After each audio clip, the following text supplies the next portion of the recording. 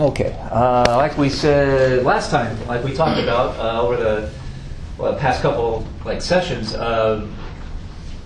Rome goes into this the empire goes into this transition period where the city of Rome is not really centrally important anymore, and eventually the capital city will be moved out of Rome and put into another place, and they split the empire in half. So this kind of transition phase in the throughout the 300s is a big important thing for the kind of falling apart of the Roman Empire, but the survival of the eastern half that becomes known as the Byzantine Empire, at least to historians. The people who lived back then kept calling themselves Romans. So that's one big transition. The other big transition of the 300s is the toleration of Christianity and then the eventual making Christianity into the official state religion, which is a very different thing. And we'll kind of talk about those differences real quick. And the Christian church that gets built up within this era, within the holdover kind of transition into the Byzantine Empire, becomes known as Roman Christianity. And eventually Roman Catholicism, when the names start to change 1,000 years later. But that name change is all history too, modern world civ. All right, so we'll start with the kind of transition with Christianity first. Number one, Jesus was around 300 years before what we're talking about now, right? We're getting into the 300s CE, Common Era, or AD. And the Roman government persecuted Christians every once in a while, even into the 200s, even into the early 300s, with Diocletian still in office. It seems that a lot of Roman politicians use Christians as scapegoats to explain why Rome is having such kind of economic and political problems in the 200s. So this is like politicians blaming some other minority group in the United States, saying that this is the reason we have this recession. This is why the United States has to fight all these wars all over the world.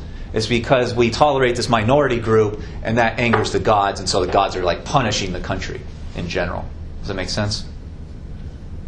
So some political leaders then and today target minority groups and announce to the population, we're going to, eradicate this minority, and that will appease the gods, and then the gods will allow prosperity to come back to our country. Does that make sense? So that's largely what's going on in the 200s. Persecution of Christians in the 200s isn't constant. It doesn't constantly happen year after year after year. It depends on which emperor is in office. And it depends on the circumstances, what's going on in the overall empire. So you have to have the kind of big problems that require scapegoats. And you have to have a political leader that is willing to use that group as scapegoats. Does that make sense? And that doesn't happen all the time. In fact, it's fairly rare in the 200s. It only happens a few times throughout the whole empire. But the Romans quickly realized a gigantic problem. A big message, reportedly from Jesus, is basically peaceful, nonviolent. Don't go out and hurt each other or steal from each other or kill each other or any of that stuff. That's bad. God doesn't like that. So, instead, you should treat each other as equals. You should be nice to each other. You should help each other. Like this kind of brotherhood of all people type theory. Does that sound familiar? Okay. So the Christian movement is often very nonviolent, very kind of anti-violent and anti-oppression.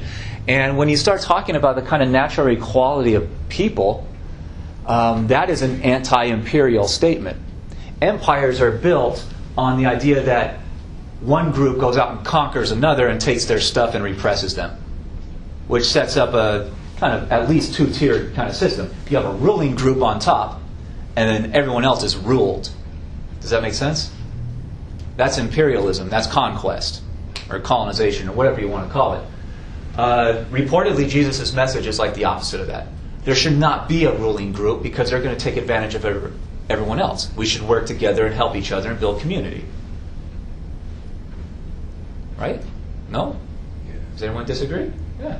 So a lot of scholars and even people living in the 200s and 300s interpret the Gospels and these other written accounts of what Jesus said and did as not just we have to kind of build a better community and a better religious movement, but we have to overthrow the empire to accomplish that. We have to overthrow the government to rebuild this equality. Does that make sense? And like all governments, the Roman government didn't like that message. They liked their empire. It's making a lot of powerful people really rich. So even today, a lot of very wealthy people, they don't want to listen to that equality-based message because they may feel guilty for what they're doing in the world to get rich. Right? There's a saying out there that all great fortunes are built on great crimes. What does that mean? Yeah, to do something terrible to get what you got. Yeah, you got to do something horrible to other people to get that much wealth. You have to steal their value somehow by killing them and taking their house, or by selling them a predatory loan and getting them in debt, or by keeping their wages down so low they're barely surviving, and all the work they do, you're just taking all the profit for yourself. So that's imperialism. It's taking advantage of others. And if you even look around the United States today, the wealthiest people, they're basically building their wealth by manipulating others, not just other countries around the world and taking their resources, but people right here in the country, keeping their wages real low so that they can barely pay their rent and buy food. Does this sound familiar? Am I like on another planet with this idea? Yeah. So the people that are wealthy enough to get to this kind of level of politics where they're running the government, these people are kind of natural imperialists. So the government itself doesn't like this message. And the Christians are very vocal about it. And some of them still are today.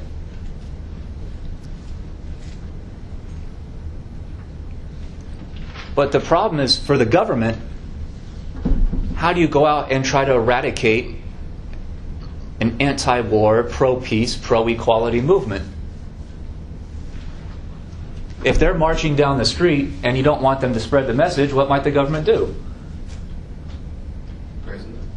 Yeah, send the police out and arrest them all. Or maybe send the army out and kill them all. But the problem for the government is, if they do that, it just reveals its own imperialism, its own oppression of its own people. Does that make sense? If you have thousands of people marching down the street saying, we want equality, this government is repressive, this government's horrible, it's stealing our livelihoods from us, and the government comes out and massacres all of them, what does the rest of the population look at that and think? What's the natural argument? That they're repressed. Yeah, the government just proved how repressive it is. The good kind of like honorable people who came out and just complained in public, they all got killed. The government just proved how horrible it is and proved that we need to actually do something to rise up. So attacking peace movements is usually not a very good idea for the government. That's usually what they do when they're at like the last inch of desperation to keep control. Does that make sense? But the Roman government does it every once in a while. And it does not destroy the Christian movement or the equality movement or the anti-imperial movement. It expands it because more people come to agree with the movement because the government is just proving on a daily basis how horrible they are. Does that make sense? It's like Martin Luther King walking down the street in big marches saying we are not a free people. The government's repressive. And he gets killed. What does that prove to people listening to him? Nothing. Yeah, he was right. To the point that he was killed to shut him up. That's how scared that the power structure is of his message. And if you look throughout human history, it's usually kind of more leftist, liberal people who want to change things. And those who talk about it openly, a lot of them get killed. doesn't always end their movement because other leaders may rise within the movement. This makes sense to you? Yeah. And you can see this happening all over the world right now, today. The last big persecution of Christians is led by Diocletian in the very early 300s, right after the passage of the year, because he goes into retirement in 305. Who was he? He's Roman emperor. One of the two emperors. He's the guy who splits the thing in half, and there's an emperor of the West and an emperor of the East. He's one of the two. Oh, okay. So, and he's the one who built this retirement system, a 20-year term of office. Sound familiar? Okay. So he officially retired in 305 and hoped that the transition of government would go smoothly. It didn't. There was a giant civil war that broke out right when he retired. Basically, several generals and politicians build up their own armies, and they go at each other for a few years to determine who the next leadership is going to be. So normal kind of Roman civil war stuff that happens every once in a while. And the one guy that wins is named Constantine. And historians often argue that one of the big reasons that he is the final winner of these civil wars after like 7 years is that he went and made a deal with the Christian minority of Rome, of the overall empire. And he said, if you support me in my attempt to become emperor, then if I get to the throne and I start running the new government, I will change the Roman laws to officially tolerate Christianity. So worshiping as a Christian will not be illegal anymore. You will not be jailed for it or fined for it or anything. He said he's going to wipe out all the laws against Christians throughout the whole empire. So a lot of Christians thought that was a good deal for them, so they get involved with this. And reportedly, the night before the final big battle to determine who the next leader is going to be in 312 at a place called, I think it's Million Bridge, if I remember right, Constantine says that he's sitting in his tent the night before the big battle, and an angel comes visits him in his tent. And the angel says, "In this sign you will conquer," and shows him an image. And reportedly, Constantine converted to Christianity at that moment, and sent word out to all of his soldiers to draw this image on their shields, say they would go into battle the next day with, as a kind of symbolic defenders of God. And they went out the next day and won the big battle. So this is where Constantine becomes emperor, and it's where he converts to Christianity. So this is a kind of big transition moment.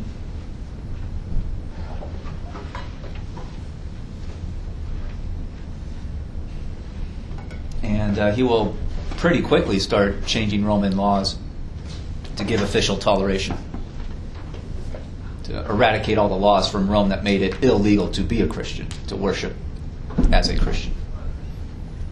Did this really happen? Are you going to trust Constantine's word that this is how it went? That really depends on your own perspective. But they do go out and win the Battle of Milvian Bridge, and that makes him emperor. And the next year issues the Edict of Milan in 313, which is the kind of pronouncement that Christianity is no longer illegal. It is official state government toleration. So it now becomes illegal to attack them.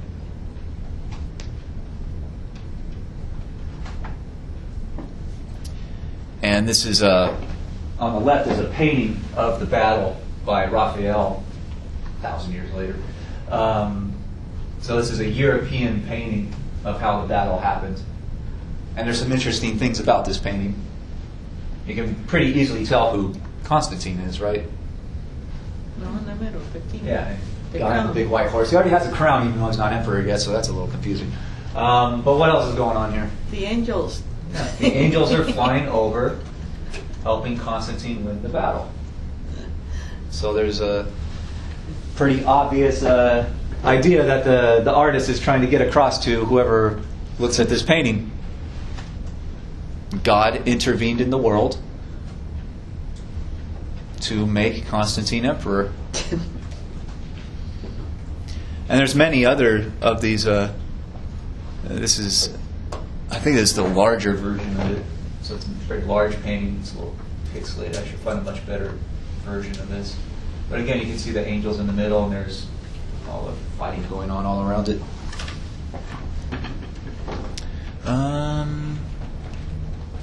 Well, it's very common, especially in medieval Europe, the Middle Ages, to do paintings like this with this kind of announcement. So it happens to describe many different historical events in Europe, all the way through the 1700s. A lot of scholars, though, don't really believe Constantine very much. They think that they've often argued that Constantine was an ambitious politician, and that he realized that his enemies out there, the other guys, raising armies and fighting it out, that they already have political factions, some Roman families, wealthy families that are supporting them. So this may have driven Constantine out of desperation to seek out the Christians, who are a minority of the population, just to have what we today call some kind of political base, some kind of hardcore dedicated supporters. And one of the interesting things about Constantine, especially after he becomes emperor, he declares himself to be Christian, and he starts arguing that as government leader and Christian, that as Rome conquers new places, it is not doing so to oppress other people, it's doing so to spread Christianity, to spread the word of God. And many historians are very critical of that kind of statement, that idea. Because if you believe in this faction of Christianity, talking about brotherhood and community and everyone has to be equal, Constantine's not doing that. He wants to go out and conquer new places and take control of new populations and repress them. So some scholars, even around still today, argue that this is the beginning of the split within Christianity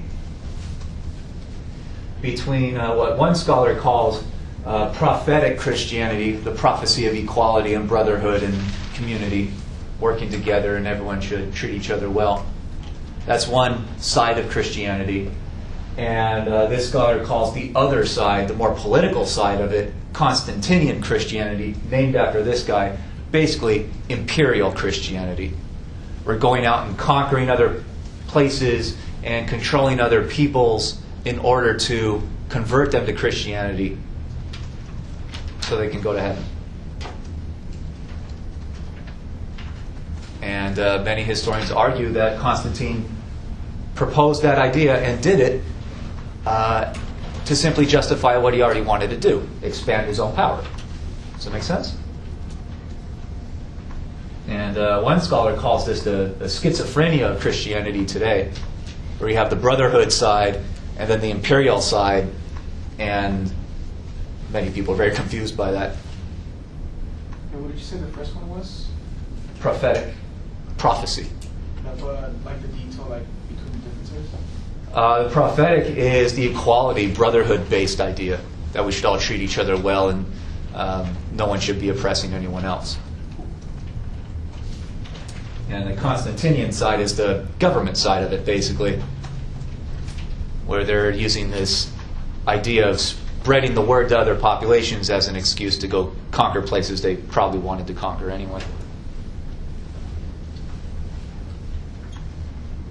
Does that make sense to you? Yes. All right. So those are big ideas. Questions about the split, or what some scholars say is the beginning of a split? He didn't live that long, right?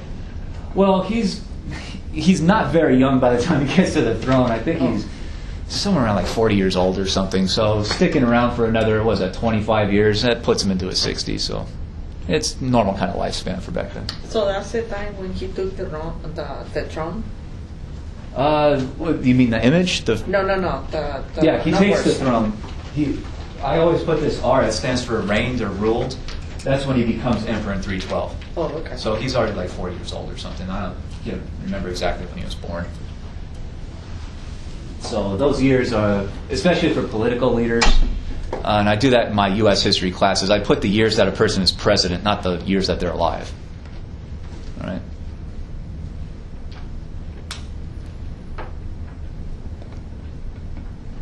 But especially in monarchies, every once in a while you get a 2-year-old on the throne just through circumstances.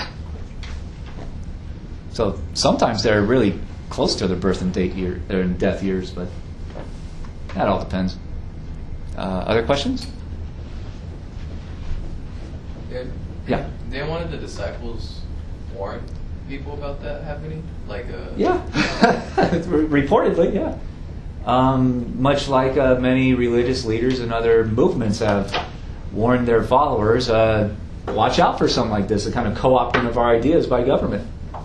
Reportedly, even Buddha warned his followers about that before Buddhism became a kind of institutionalized movement. Yeah. And even Muhammad warned his followers about that. So, yeah. Could you repeat what they warned them about?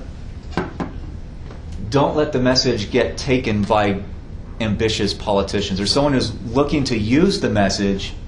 You may like the message, as the people may like the message a lot, but don't let politicians trick you into thinking that they love this message so much that they're going to continue it. They may just be lying to you as voters or whoever in the population just to get you to support what they want to do, just out there in the world.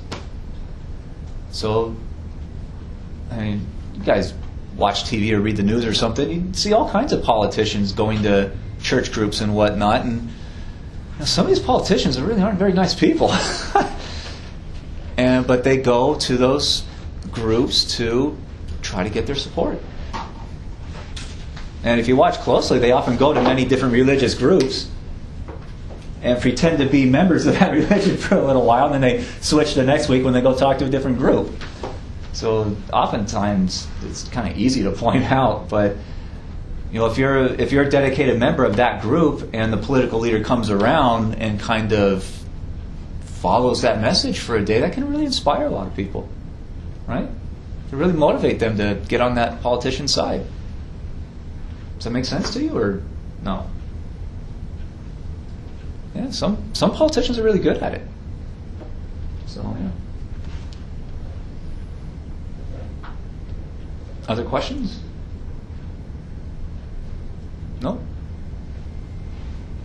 That's why I always say, don't judge political leaders or really anyone else by their statements. Judge them by their actions, what they do, not what they promise. What they do. That's the important thing, to me at least. Other people may disagree.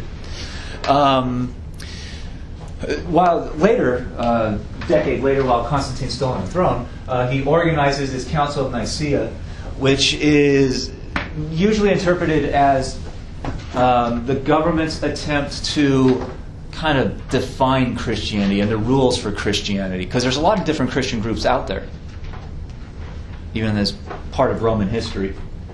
Kind of lay the ground rules for not so much how you should worship, but how the Christian organizations, they're starting to build churches and congregations, right? What are the ground rules for how those organizations should operate? So this is where you get statements like the priest and the local leaders should not get married or have what they called, questionable women around, because it would drive them to immorality or something. Basically, the local religious leaders were only supposed to have their wives their mothers and their sisters around, because they wouldn't be doing anything with them, theoretically. So this seems to be where the tradition really gets going, that priests are just not allowed to get married. They're not allowed to do a lot of physical things in the world, put it that way. This is where they kind of solidify rules against church leaders lending money with interest rates. That they should be kicked out of the church for that completely. You should have their position taken away from them and just kind of ostracized, basically. And the Bible eventually calls that usury. You're taking advantage of someone who needs money if you loan them some money and then ask for repayment with interest attached to it. So that'll have a big, big effect on the European Middle Ages especially. After a while, I mean, that rule starts for the church leaders, but after a while it kind of spreads throughout all of Christianity that anyone proclaiming to be a Christian is not allowed to lend money with interest. Right? That people who get rich off of money lending and forcing the borrowers to pay interest, that they go to hell forever. And there's many paintings of that. Maybe we'll look at a few of those.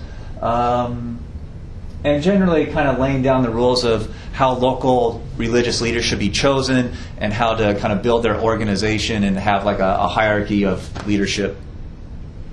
And that's just within the church. So Constantine attended the Council of Nicaea in 325 and helped direct a lot of this stuff. Wasn't the Council of Nicaea also where they established the Trinity? The Holy Trinity, the idea that, the God, the angel, and Jesus as the Son. That's one of the big arguments going on at this point. I can't recall off the top of my head if that's where they set that in stone. But that's one of the giant debates going on within Christianity. Was Jesus a person, a human being, who had this idea maybe inspired by God's message or something? Or was Jesus not a human and was the Son of God, like a living God, right from the start? So that's going back and forth, and that argument's flying all over the place within Christianity in the early 300s. Let's see. Constantine dies in, 337? His son, who becomes known as basically Constantinius, or Constantius, you'll start to see with Roman emperors, the son kind of has like a mini-father name, like a mini-me. So that'll happen a bunch of times. The son continues this attempt at balancing act. The son is a pretty good politician too. Realizes that Christianity is becoming the norm within the Roman Empire of the 300s. But there's also still those people out there that the Christians call pagans. And who are pagans? The ones who don't support Christianity. Well, they don't like Christianity, but what do they do instead? They don't follow the rules. They don't follow Christianity. What do they believe in, though? They're not just anti-Christian. They're pro-something else. Yeah, they worship many gods, and like the old Roman gods from several hundred years ago. So as Christians grow in population, the next leadership has a big problem. The Christian population is large enough, if they get really angry, they could do some damage. So the leadership has to listen to their demands and keep them happy. But the more you listen to the Christians' demands, that outrages the pagans who still believe in the God of the harvest and the God of the flood and the God of fertility and God of partying and all that stuff.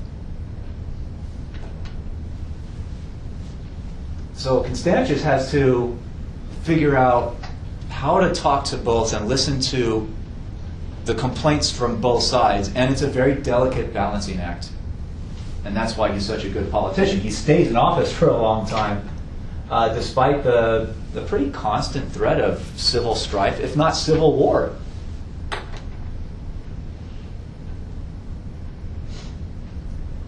Eventually, every once in a while, especially the pagans get so pissed off they start doing things that are illegal, and the government wants to crack down on them to stop them from breaking the law. So every once in a while, the government under Constantius will go out and persecute pagans now. So you see how this is different from 100 years back. In the 200s, when the government got mad and would look for scapegoats, they went after Christians. Now they're going after the kind of mainstream Roman religious leaders. Does that make sense? Because Christianity is growing in popularity, gaining population. So he passed a law in 345 that made paganism, worship all these thousands of different gods, an official state crime, punishable by death. If you're caught worshiping in this way, you could be executed. While it doesn't last very long, it seems to be more of a you better not or else to kind of crack down on the pagan leaders that are complaining too much. He justifies this by saying that they're getting out of hand and they're threatening the stability of the empire. Does that make sense? So now you're seeing pagans being used as scapegoats by the government. So that's another step in the kind of evolution of Christianity's power within the Roman Empire, or its influence. Does that make sense? Okay. Then he dies. And you get this other guy named Julian, often called Julian the Apostate, for a pretty specific reason. Julian was a member of the royal family. Remember, this is Constantine's family, and this is now the royal family. Julian was not Constantine's child. Julian is a nephew. So no one ever expected Julian to get to the throne. So, I mean, Constantius was educated within Christian norms.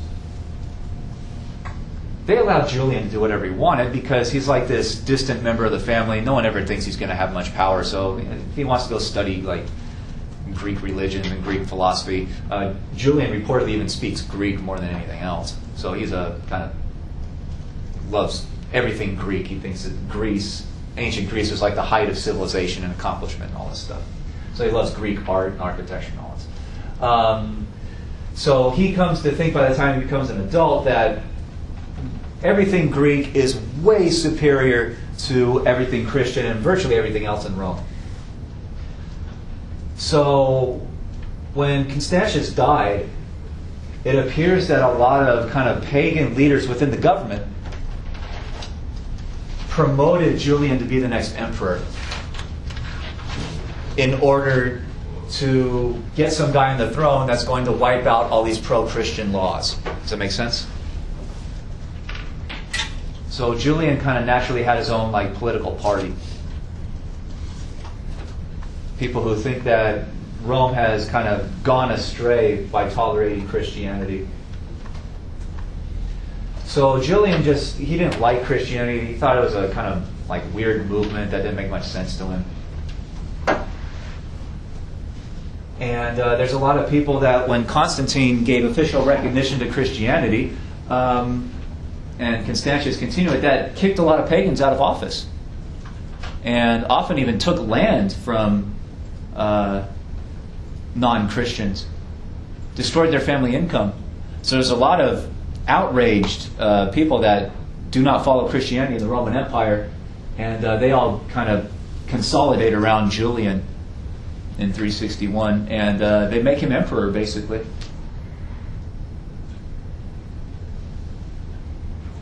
So Julian blames everything that's going wrong in the Roman Empire, and there's a lot of things going wrong at this point, blames all that stuff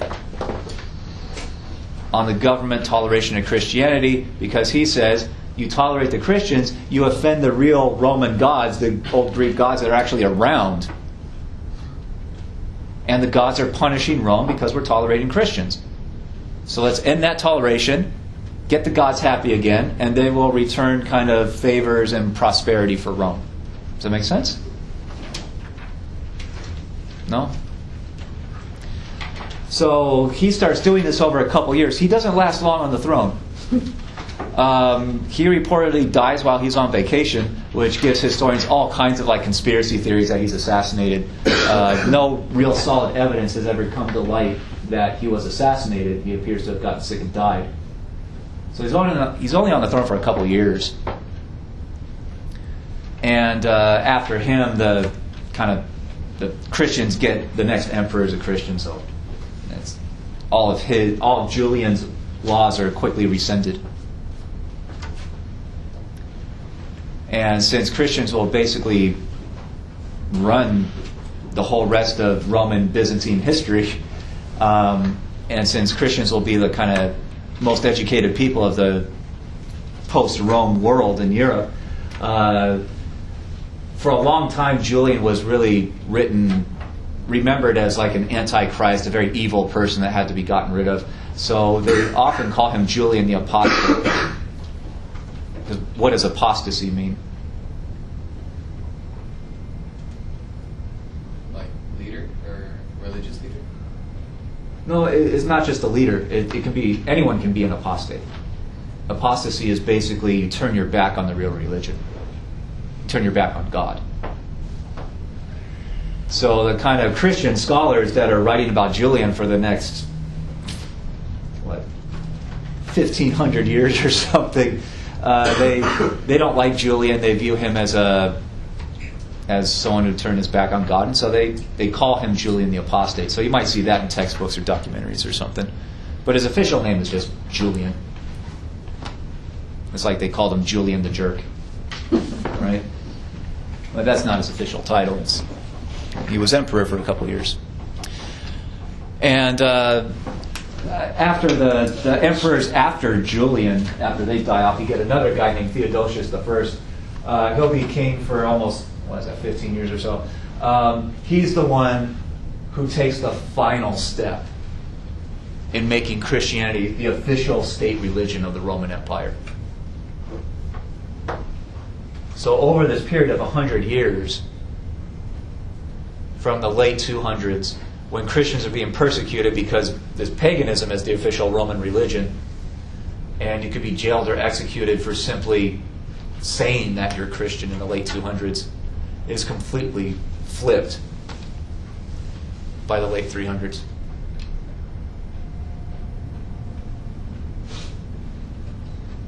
To the point where Christianity is not just tolerated, it's the official religion of the government. Therefore, anyone who follows another religion, they're the outlaws now. They're the ones that are persecuted and punished, sometimes very horribly and brutally. Does that make sense?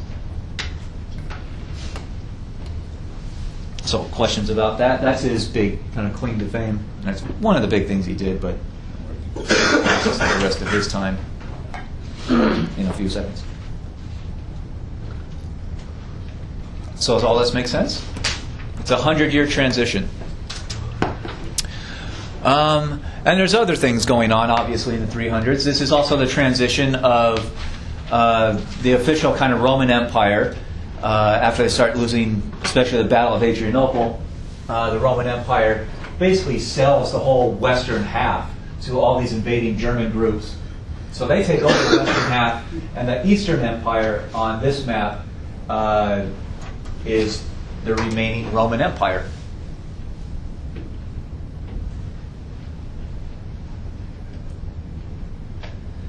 So this is a government transition and a territory transition. And this is ongoing into the 400s. One German group attacked the city of Rome itself in 410. Not even in the Roman Empire anymore, but Romans have this love for the idea of the city of Rome, the old republic. So they are very offended and kind of panicked when Rome is attacked and conquered and a big chunk of it burned to the ground.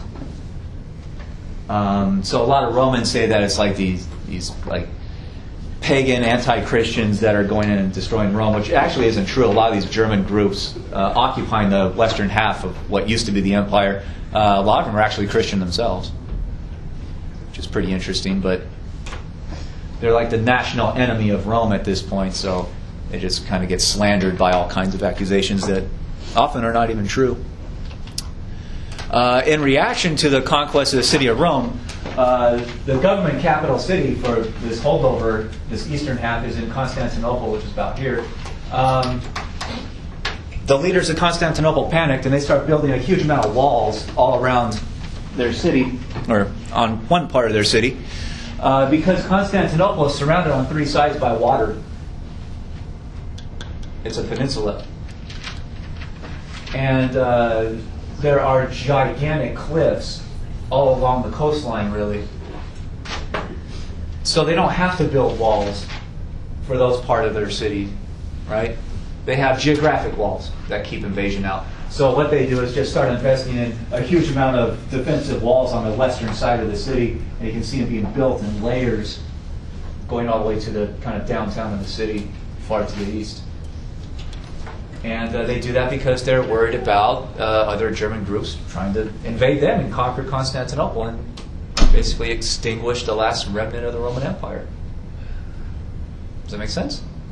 Who was on the throne when that happened? I think it's Theodosius II. I have to look that up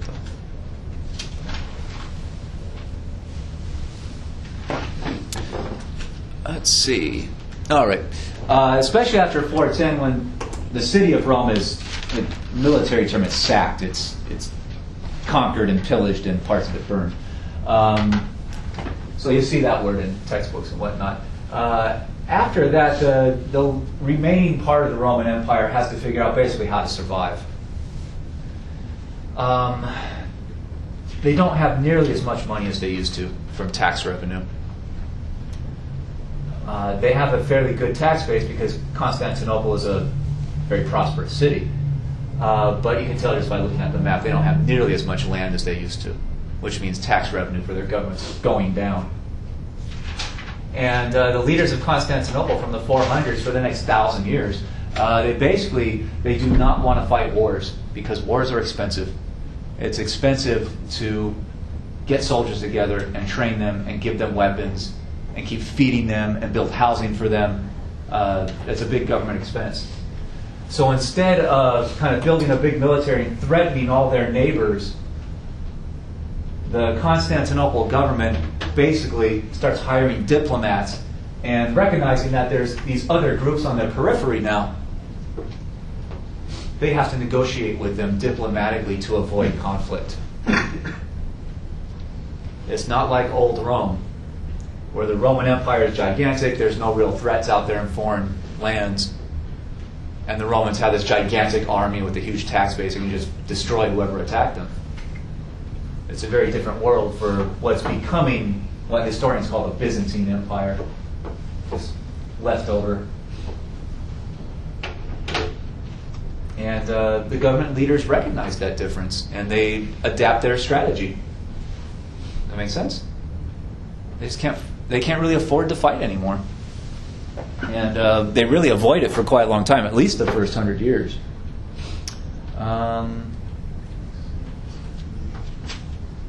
So, questions about that at all? So, reality is setting in for the people who are calling themselves the leader of Rome. All right.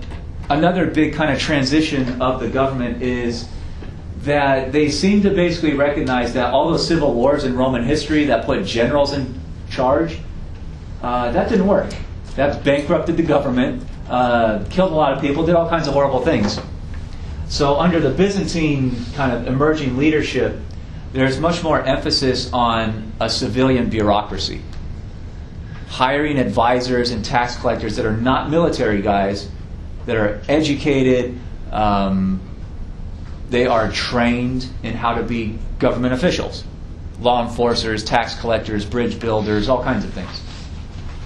Basically, government regulators. Does that make sense? So even though you still have a royal family at the top, there is a civilian bureaucracy that really anyone can get into, as long as you kind of have like the college degree of the time. So you can get through college, say in your 20s, and you could go work at the lower level of the government, kind of an introductory position, and if you do a good job, you can get promoted. So that the highest advisors to the royal family often come from kind of common backgrounds, sometimes even poverty. And the most famous kind of example of that is the Emperor Anastasius, who was not a member of the royal family. No connection to it at all. He was from another family, landowning family, so they're wealthy enough to get him educated. But he starts his career at the kind of lower rungs of local government and does such a good job. Year after year, he gets promoted to local leadership, does a good job there, and gets promoted to kind of a national advisory position, and serves the royal family so loyally and so well for like 2 decades as a high-level advisor that the sitting emperor at the time ditched his own kids and made Anastasius the heir to the throne. Because he's a good governor of the place. He knows how it runs and he does a good job. So this complete, total outsider rose all the way to the highest you could go, the throne itself. And he became the emperor. There's not a lot of images out there of him, so that's the best I can find. They still, when they made coins, they put the sitting emperor's face on the coin. Okay. But even going into the 400s and 500s, it's still a kind of delicate balancing act, trying to guarantee that Christianity will be tolerated, that pagans will usually be tolerated. So there's what we call pluralism. There's many different groups out there. And even by this point, the 400s and 500s, there's many different kind of sects, different groups of Christianity, different movements, like splinter ideas within Christianity. So it's not totally a unified movement completely. And guaranteeing and protecting that kind of openness, that balance of different groups in society is another thing that the government kind of officially has to recognize and be good at for this government to stay alive. Does that make sense? And many historians argue that the Council of Nicaea happening at all is the first step in that process. Balancing the social forces within the empire. So, questions about that? Nope. Okay, moving on. All right. And one emperor in particular is kind of a case study for all these problems that the government has. This guy's name is Justinian, the heir to Justin, so it's another kind of mini-me type of name. Justinian gets to the throne at a fairly young age. He's already married, apparently. But he's a pretty young guy, probably in his 20s or so. And one of the first big events of his time on the throne is called the Nika riots. And this is basically started by a bunch of protesters gathering in the streets in Constantinople and screaming for change. That's what Nika means, change. So they're out there in the streets outside the palaces and all the government buildings accusing the government of being corrupt and oppressive, and they want to see things different. And that kind of broke down into a series of riots. And Justinian reportedly is very reluctant to send the army out to repress the people and stop the riots. And the kind of myth, the story, is that his wife actually finally convinced him to send out the army, telling him that if you don't, they're going to overthrow the whole government. They're probably going to kill us. So there's a lot written about his wife, and there's a lot of arguments that she totally controlled him and all these kinds of things. But that could just be a lot of sexism amongst historians.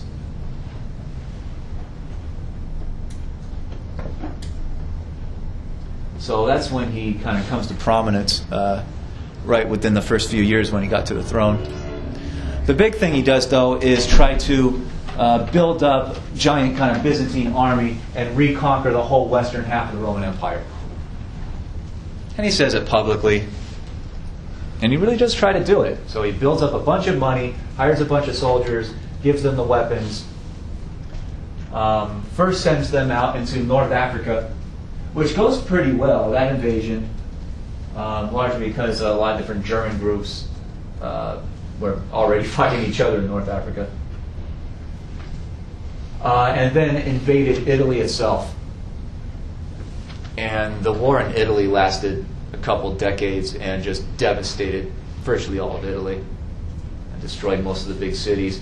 He officially conquered the place. His armies officially conquered it, but they couldn't occupy it. They couldn't control it for the long term. So there's a lot of really horrible kind of oppression of the people who didn't want to be Roman anymore.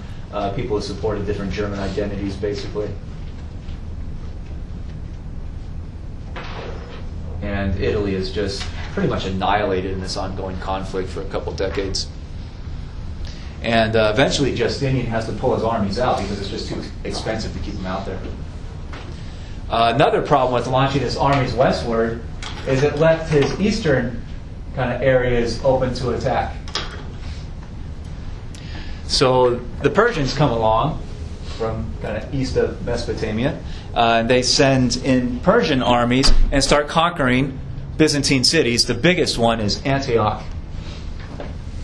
They conquer that city in 540. You can see that's getting really close to Constantinople. The Persians don't appear to want to control the place for the long term. It appears that their goal was to conquer Antioch and then ransom it back to the Byzantines. There's a big problem, though. Byzantines got no money.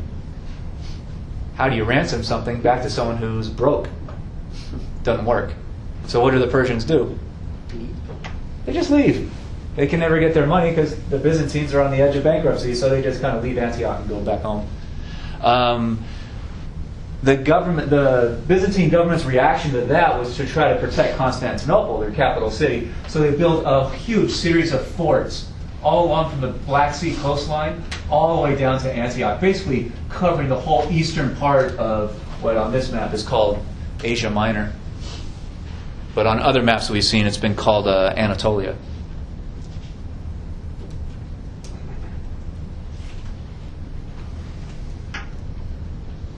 So they're spending money that way, but mostly just to survive. Does that make sense?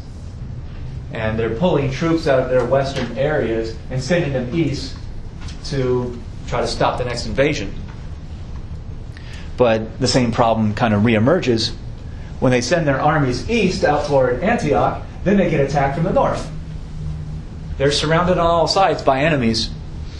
So several German groups, Slavic groups, invade across the Danube rivers, which is kind of the border. And they start attacking southward and getting really close to Constantinople this time. So Justinian's government panicked.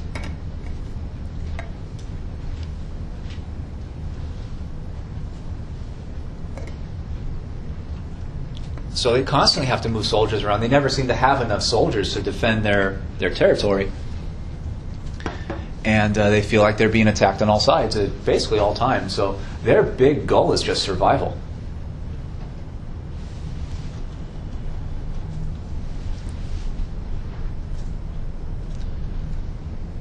So Justinian started out with this very ambitious, we're going to reconquer basically the entire western part of the empire. And within a couple of decades, it kind of bogs down to the point they're just trying to survive it. So there's a lot written on Justinian, and now analyzing his policies for that reason. And Justinian and future Byzantine leaders for about the next 1,000 years, they're all caught in this like giant conundrum. They need more soldiers. They need more troops to defend themselves. They'll even start developing some of the early forms of gunpowder to try to get a technological edge militarily over their enemies. They'll keep building forts. They'll keep doing all these things. But they need money to do it. And they do not have a growing economy.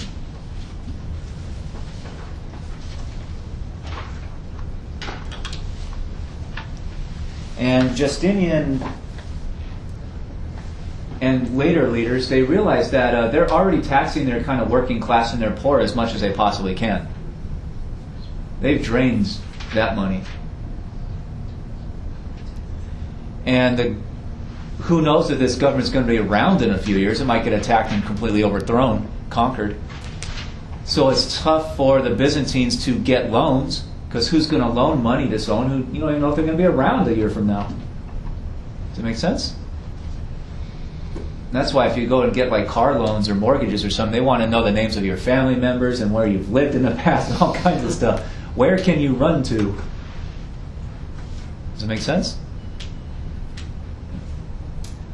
So how are they going to get more money?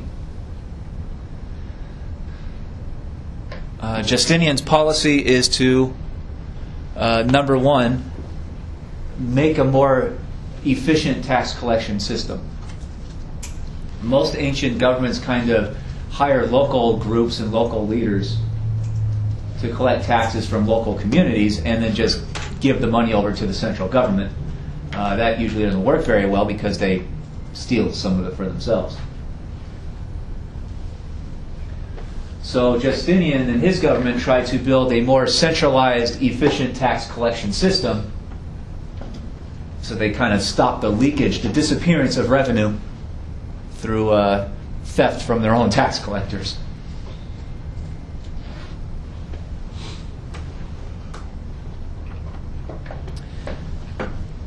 And another step is to actually force rich people to pay their taxes. Just like many governments, the rich people are really running it. And if you get rich people in charge of making all the laws, they'll make laws to allow themselves to pay low taxes. Does that make sense? That's why a lot of rich people want to get into government. They want to have influence over government because they want to reduce their own taxes so they can keep more of their own money. And we obviously see that going on in the United States, right? You guys, just as college students working a part-time job somewhere, you probably pay a higher percentage of your earnings in taxes than millionaires do right now. Why? Because millionaires are the ones running this place. It's no great secret, right? So Justinian got really kind of almost obsessed with figuring out how to actually get the money from the landowners, the wealthy, the super rich of their time. Can we get him here? Well, we'll see what happens. Every person running for president, they always say we want to make changes to the tax code. And they'll often tell you they want to make those changes to benefit the average people. But when you look at the results, very often it's a different story.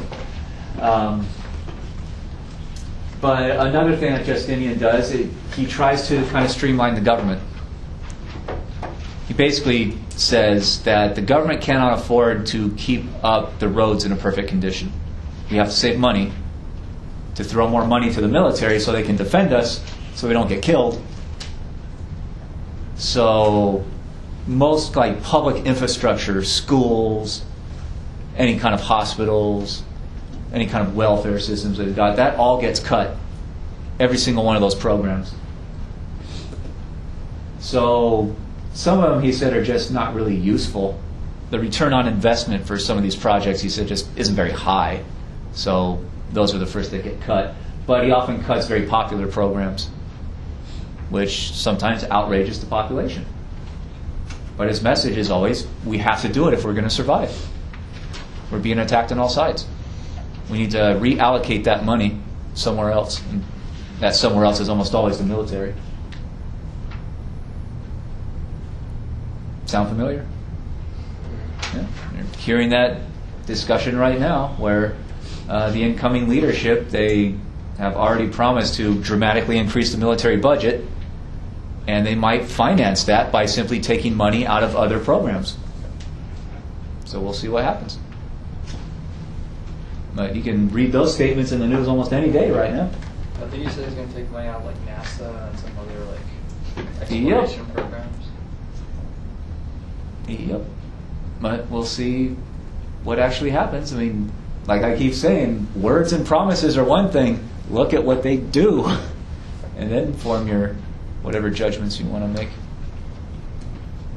And that's one big debate going on right now. This person campaigned on a bunch of promises. They're actually going to do it, or they're actually going to try to do it. We will find out fairly soon.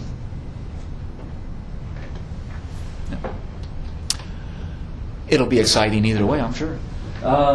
Let's see. So the Byzantines, they have a big military. They're throwing huge amounts of money into their military, but they can't fight wars. They know it. It's too expensive. So they're funding their military like just in case a war breaks out, but they mostly are focused on diplomacy, trying to keep international peace because they can't afford to fight. And this will be one of their kind of central conundrums for the next 1,000 years. They never really escaped this. Wars are expensive. They're hugely expensive. They're usually the most expensive things that governments ever do, especially in the ancient world. Okay, so for the long term, for the rest of Byzantine history, beyond the 500s that we're kind of leaving off with right now, they continue to exist until the mid 1400s. They're around for another 1,000 years. They survive, but they have these giant internal contradictions that really weakens them. They have a lot of territory, and they talk about conquering new places every once in a while, but they financially can't afford to do that. So they're really proud of their empire, the amount of territory they have, but they always struggle to defend it because they have a very kind of weak economy and a small budget. So they have to be really good at how they allocate that money, how they spend it. Another thing is that they have a fairly large tax base. I mean, Constantinople is a large, very prosperous city. And there's other big cities that are very prosperous throughout their empire. But the government finances always seem really on the edge of bankruptcy for 1,000 years. And many historians blame Justinian for that, for launching all those invasions that cost so much money, had to do so much borrowing just to start it, that put their government in a hole that they never get out of for a millennium, 1,000 years. So there is a limit. You can borrow too much.